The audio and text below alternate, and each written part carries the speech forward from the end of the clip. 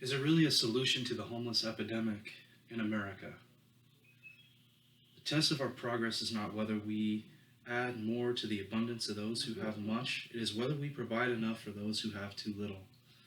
Quote FDR, former President of the United States of America. Strolling through downtown Seattle, tents and makeshift shelters, as well as people's belongings, are strewn about. Like a young mother missing her only child, tears have filled my eyes on many occasions when I've witnessed this. This speech will emphasize homelessness and brainstorm some possible solutions to the issue. Have you ever tried to help a homeless person? Think of a time you've seen a fellow American destitute and lacking bread. In the following speech, I intend to speak on displaced demographics in America. I will give an example of what it is like from a personal point of view. Lastly, we will discuss potential solutions to the problem. Let's get down to business. Let's take a stand to end homeless in America forever.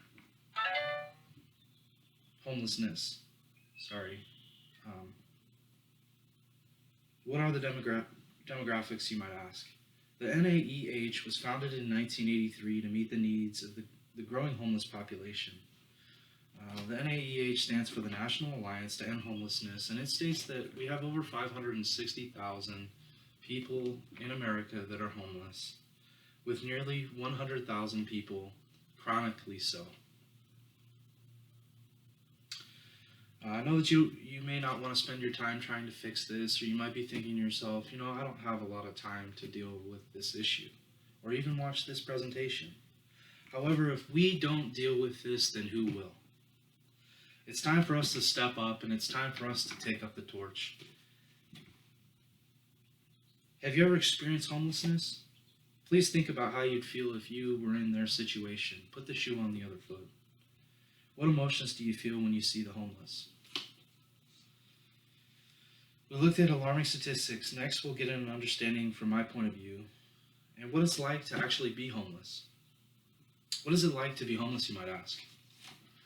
I went through homelessness for going on 3 occasions in the last year, and I will tell you that you go through things such as anxiety and fear and depression that stem from not being able to get an adequate amount of sleep.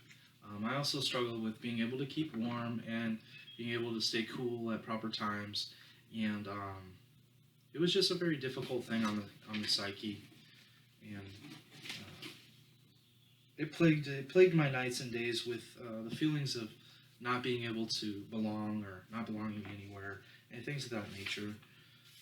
Homelessness actually is a daily struggle for some people, and I was fortunate enough to have a car, so I don't face as many issues as some people actually face. Now, the great Gandhi said something along the lines of, we should be the change that we want to see in the world. I spoke to my uncle today. He actually faces this challenge on a daily basis, and he told me, I asked him what one of the biggest struggles is in his daily life, and he said, quote, figuring out a place to take a shower. A lot of the places to take a shower are closed down. When I spoke to him, he also spoke about some sociological issues that are in our society today. Now that we've seen the outlook of homelessness from a personal point of view, I hope you have been thinking of solutions, because that's our last topic of discussion.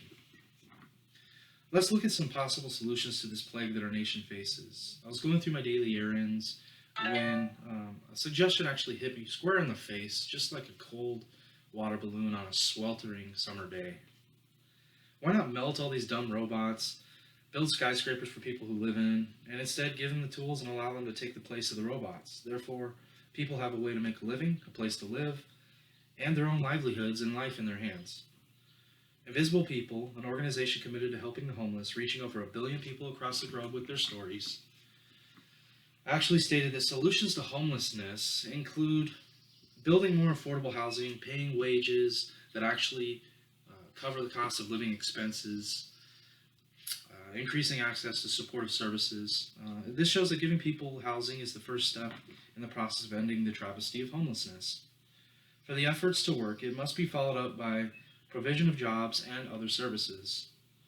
ALEC is the largest voluntary nonpartisan organization dedicated to federalism in the United States of America, as well as limited government. And the American Legislative Exchange Council states they recommend private sector based solutions to this issue of complex homelessness. These solutions can empower people in poverty to take control of their own lives and help them escape from that vicious cycle.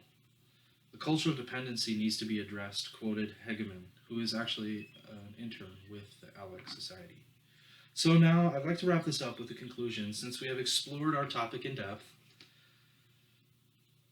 I hope that this actually aroused some empathy within your heart and in your mind to think differently when you spot somebody who's homeless. We've looked at homelessness demographics, looked at a breakdown by race. We also heard about my stint without a place. We saw it firsthand. We also heard how to get involved to stop homelessness.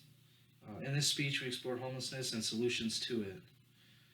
Now, I forgot about what we can do that we can help these people out. Now, the key to that question and the answer to that question is an answer to 15 extra credit points in this class, as well as maybe a little bit of development in your own life.